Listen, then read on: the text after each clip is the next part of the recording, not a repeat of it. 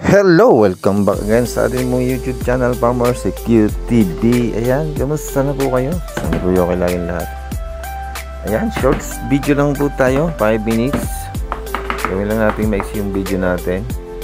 So tayo po kalalabas lang natin sa duty. So nakadaan tayo dun sa may highway. Kita tayo na medyo magandang ampalaya. Ayan, sa halagang 19 pesos lang po isang ampalaya. Try natin na pasarapin ito. Siyempre, masarap naman ito ginisa. Lagyan natin ng kamatis. Ayan.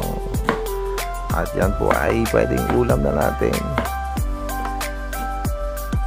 Masarapin lang po natin yan. So lalakan lang natin yan ng asin, paminta, and sili. Medyo maanghang. Ito na yung kamatis na yan. Sariwa pa siya. Medyo mura yung kamatis ngayon. Ito yung ilalagay natin. So, gawin lang natin healthy itong ating agong gulay kahit walang masyadong lahok. So ito lang, sibuyas, bawang, kamatis. Sasarapin na natin yan. Kaunting soy sauce, seasoning. Pwede na to. Ayan, enjoy watching po sa ating instant gulay na ampalaya. Yan, igisa natin mga ka-farmer.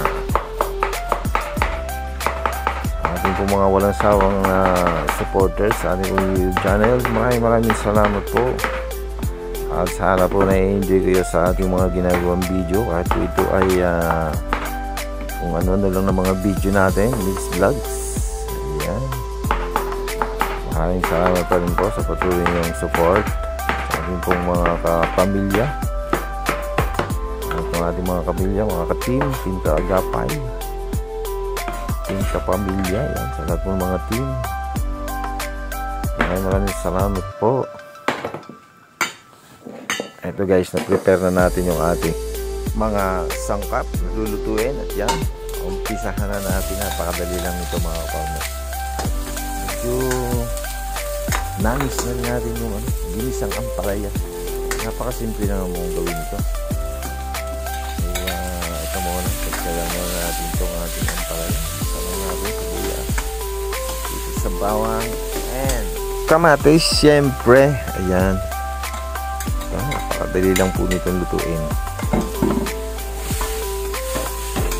Sabi nung iba, pag ginahalo daw ay lalong pumapait.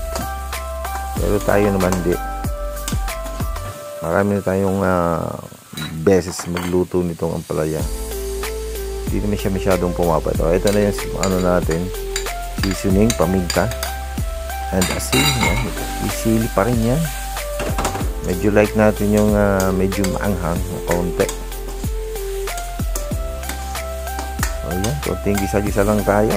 So, enjoy watching po mga kapamilya. Okay na to. Pwede na. Add na lang tayo ng konting toyo. Ano na natin yan sa ating kanin pag naluto.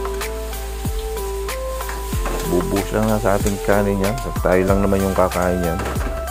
Kaya hindi masyadong marami yung ampalaya na niluluto natin. Sa akin po, pwede na to. Isang tasang kanin at itong isang ampalaya. Solved na tayo dito. Okay na yung almusal natin mga kapamilya. Alright, maraming salamat po sa inyong panonood. Ito na yung DKO. Ito na guys, luto na. Diba yan, kadali, napakasimple lang. Sa mga kumakain po ng ampalaya, ito po, napakasimple luto. Hapok lang natin, okay na. At ito guys, bubuhos na natin sa ating mainit na kanin. At diba, makakaraos na tayo dito. Alright. Thank you for watching mga kapamilya.